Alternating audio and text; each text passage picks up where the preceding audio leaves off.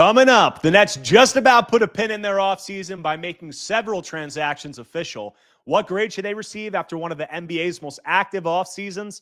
I'll answer that after this.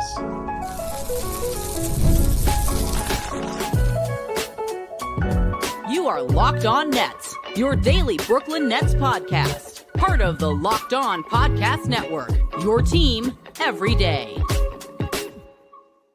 Welcome in to the Locked On Nets podcast right here on the Locked On Podcast Network. It's your team, the Brooklyn Nets. I'm Erik Slater, Brooklyn Nets beat reporter for ClutchPoints.com. Thank you for making me your first listen of the day. The show is 100% free on all those great platforms. Today's episode is brought to you by FanDuel. Football season is here, and right now, new customers can bet just $5, and if your bet wins, you'll get $300 in bonus bets. Download the FanDuel.com app to get started. I hope you guys didn't bet on the Giants yesterday, who for the third consecutive season got embarrassed during their first game, lost 21-6 to the Commanders, and third straight year in week one without scoring a touchdown. They're the first team to do that since 1925, I think, since the Bears. So just, a century-long, incompetence that we're able to witness here. If you guys don't know, I'm a diehard Giants fan. Played basketball my whole life, but also played football and I played 5 years of Division I football. I still love watching football. I hope to cover football one day. And this Giants team just every year just rips my heart out. And not even like so much this year because I didn't really have expectations entering the year. A lot of fellow Giants fans I know were coming to me with like the preseason hype train and we're putting up all these points and Jackson Dart and this and that.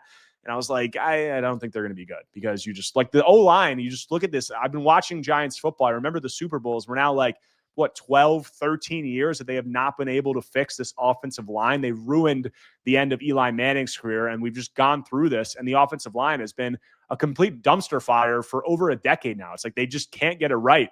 And not only are the Giants bad, they're just miserable to watch because the offense is so bad. And now you got Shane and Dayball coming back, presumably having to improve something this season to keep their jobs. And it looks like they're just going to lose because the schedule is brutal. And you're going to, have to fire those guys probably, even though they just picked a quarterback in Jackson Dart. So now you have a new regime coming in with a quarterback they didn't pick.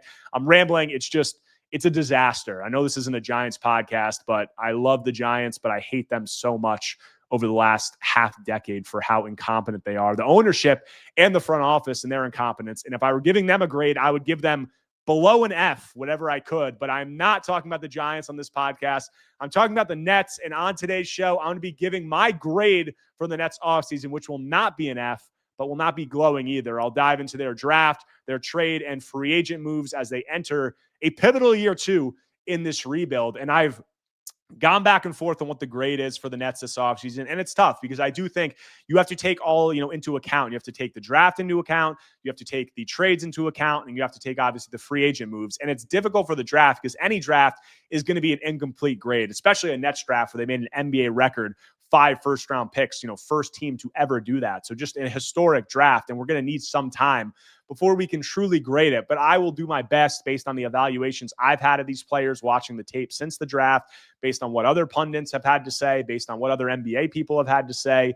And then obviously just, having more opinions on the moves that involve players that I already know. But I've landed on I'd say a average to below average grade. I guess, if we're saying a C grade is average, maybe slightly above average in that perspective, I'd say about a C plus is where I've landed on. C plus, B minus, not good, not awful, but kind of just like bleh is where I landed on this Nets offseason. And a lot of that stems from the draft because the goal of this offseason was to land a transformational player for this franchise. And most likely that was going to come through the draft. Although they did have 3 routes available to them. They had the draft, they had trades, they had free agent market, even though free agency is pretty much done. But the goal was to get a player who could be the face of this rebuild and kickstart it, who could presumably be a perennial all-star talent for years to come. And that's why the Nets, when they traded Mikal Bridges, traded back for their 2025 and 2026 first-round picks from the Houston Rockets, paid, 4 first-round picks to get back those 2 with the intention of trying to set themselves up to land a transformational talent who could lead them forward in this rebuild. And they were not able to do that. And that starts in the draft. And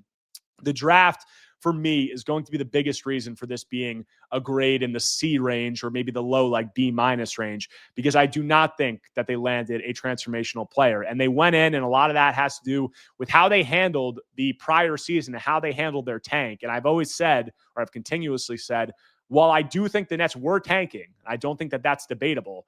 They did not tank to the same degree that some of these other teams did. When you talk about the Jazz, the Hornets, the Utah Jazz, the Washington Wizards, Nets did not tank to that degree or have that level of shamelessness until the very end of the season, where it was pretty much already set. And because of that, they fell to the 6th lottery odds. They fell to the 8th pick, obviously. There's luck involved in that. I'm not going to continue to litigate that. But you look at the teams that finished at the top, they all had picks ahead of the Nets. A lot of them ended up with players who I'd be a little bit more excited about, whether you talk about a Con Knipple or you talk about a Trey Johnson or whoever you want to say.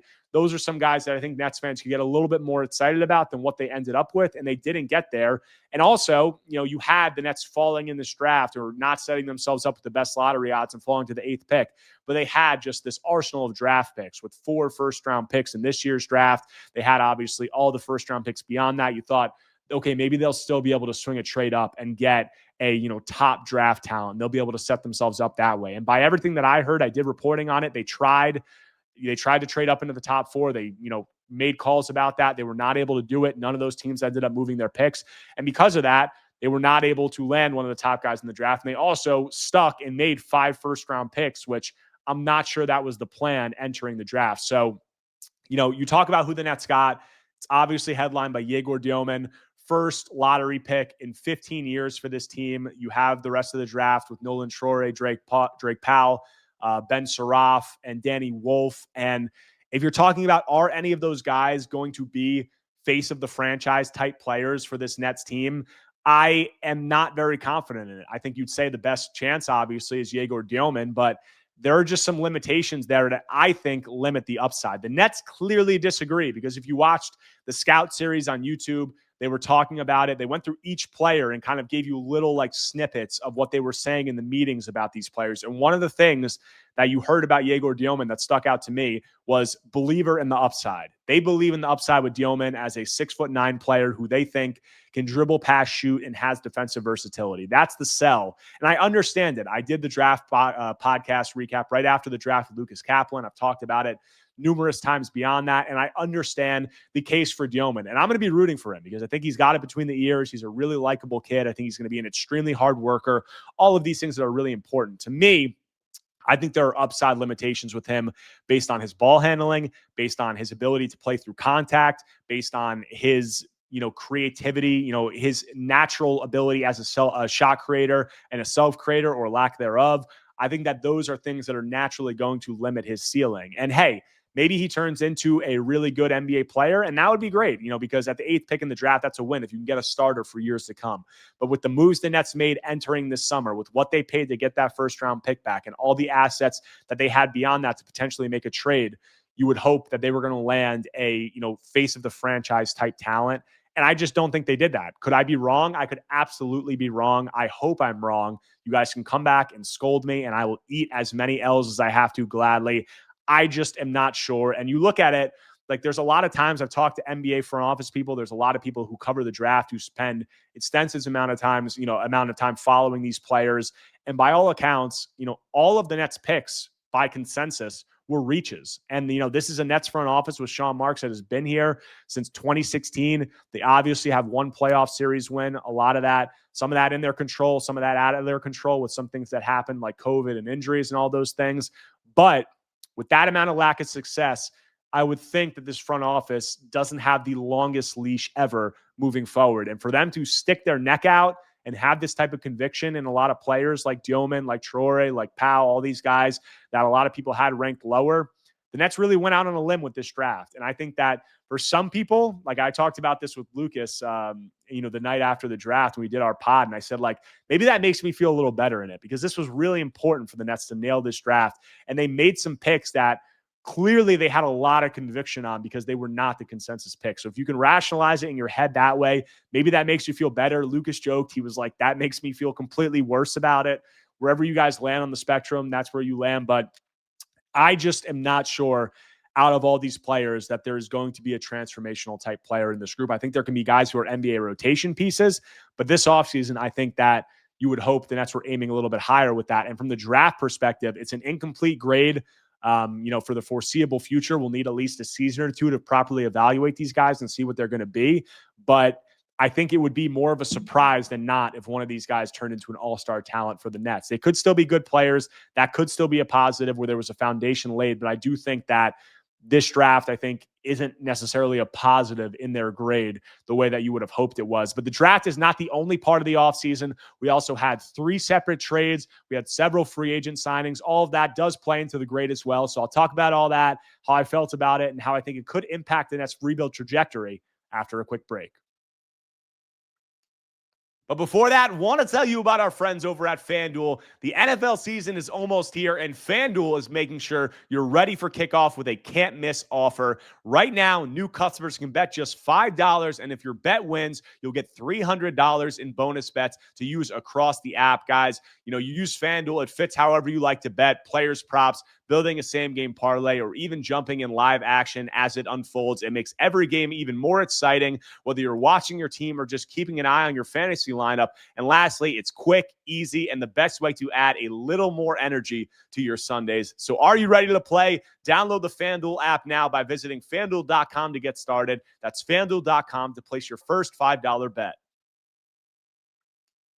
Coming out of the break on today's Locked On Nets episode, talking about my offseason grade for the Nets. The Nets just about made their offseason official by re-signing Day'Ron Sharpe and Zaire Williams. They formally announced that both 2-year, $12.5 million deals, team options in the second year. They also obviously had Cam Thomas accept the qualifying offer. So they're just about done. Like, there's be some tweaks and roster moves obviously made around the margins, but for the most part, they're done. And I said my grade for the offseason, I think, comes in around a C+, I would say. B- at the highest end, probably a C+. And the reason for that, a lot of it was the draft uncertainty with the moves they made. But the reason that it's not lower than that is I did like some of the trade moves that they made and the way that they navigated having the NBA, being the only team in the NBA with significant cap space and putting themselves in that position. And I've actually heard from some fans that were not happy with the way that the Nets operated and think that it was, subpar and lackluster from that standpoint. We heard a lot about the Nets controlling the offseason and, a lot of salary dumps are going to have to go through them. They had all of this space. Teams really needed them. And I think fans maybe were expecting something more.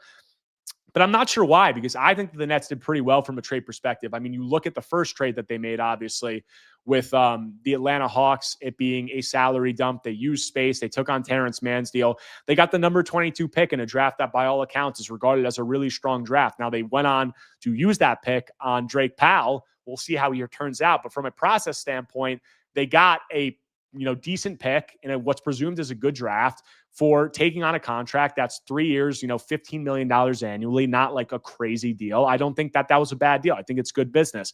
Look at the next trade they made, even bigger, obviously, with Michael Porter Jr. acquiring him alongside an unprotected 2032 first-round pick from the Nuggets for Cam Johnson. I think there were, the opinions on this trade were all over the board. I think Bill Simmons called this like the worst trade of the last decade, which is just, I love Bill Simmons, but extremely ridiculous take by him.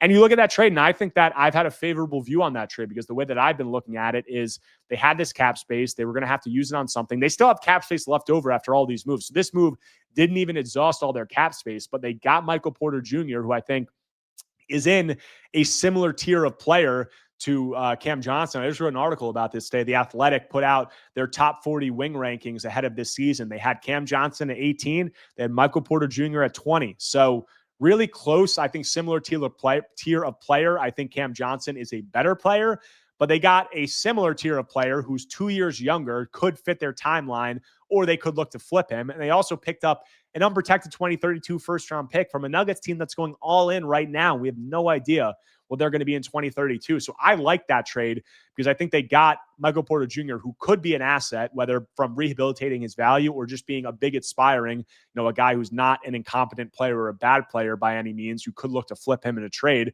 And they also got that 2032 first-round pick. And they could look to re-sign Michael Porter Jr. after his contract ends, and then you retain him as an asset. Maybe he's a part of the next iteration of your rebuild, or maybe you kick the can down the road and you can flip him down the line. But getting that in exchange for Cam Johnson, and I feel like replacing Cam Johnson's value and also getting that 2032 first-round pick unprotected, which people around the NBA have a very favorable view of that asset, and a lot of teams are eyeing that. I think that was a good deal for the Nets. And then you look beyond that, they now have Haywood Highsmith they got from the Miami Heat alongside an unprotected 2030 Miami Heat second-round pick. And Haywood Highsmith is also a player, I did an episode about this, who I feel if he comes back and he is healthy and performs the way that he has in prior seasons, they'll be able to flip at the deadline. So you look at that, that's maybe 2 second-round picks they got out of that. They still have space left over that they will, bring into the offseason. The financials of where the Nets are at right now, they, with signing Day'Ron Sharpe and Zaire Williams and Cam Thomas, all the salaries around $6 million.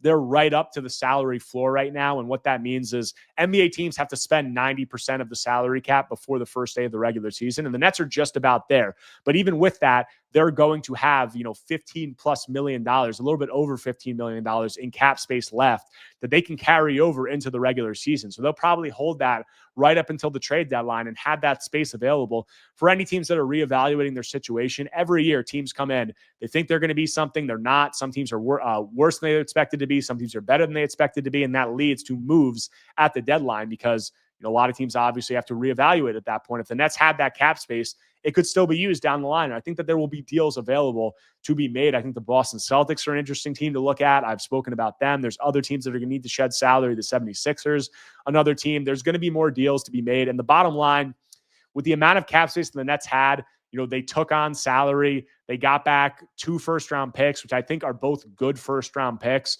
Also got Michael Porter Jr., who I think could be an asset, and I think we'll end up coming away from this with 2-3 seconds, maybe get another player. With the amount of cap space they had, and you look at what other teams got in salary dumps last offseason, I don't think that it was a bad outcome by any stretch of the imagination. I had Yossi Goslin on my podcast ahead of the offseason. He was skeptical that the Nets were going to be able to use their cap space to even get any premium first-round picks or assets in these deals because the lack of success that other NBA teams had trying to do that same thing last offseason. And I look at what they got.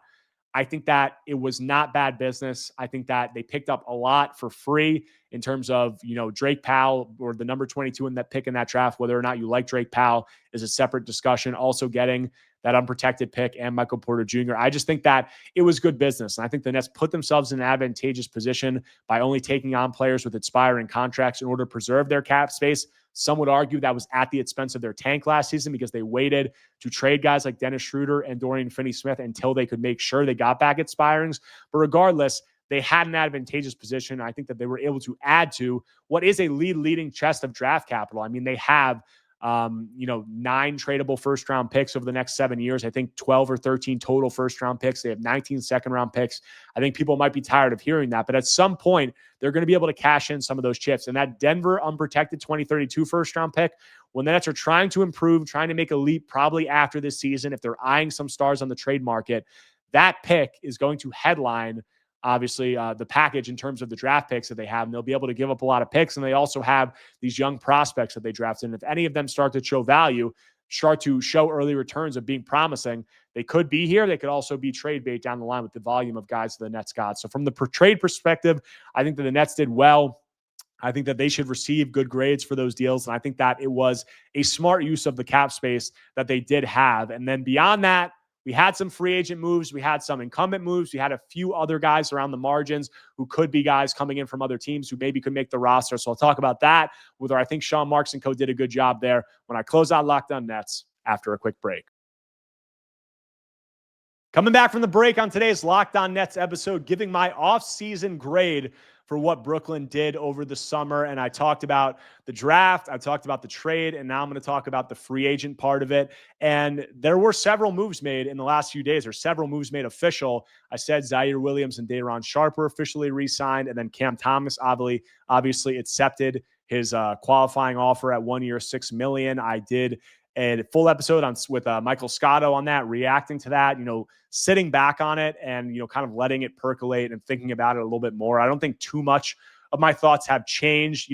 I don't think it's unfortunate that the Nets and Cam were not able to come to an agreement on a longer term deal that would keep him in Brooklyn, because I do think that he's a very exciting young player. I do think that he has, extremely, tantalizing offensive potential and offensive scoring and what he's able to do. But I've held firm that I'm not sure that Cam's player archetype is going to allow him to be a starting player in a playoff caliber rotation. And for me, a lot of that has been on the defensive end of the floor, because I've watched Cam's tape. I've dug into it more this offseason, just looking at what he did last year in the 25 games that he played. And the defense is it's pretty abysmal. It's just not good. Like, the tape has not been there. The effort hasn't been there. And that's the biggest thing for me.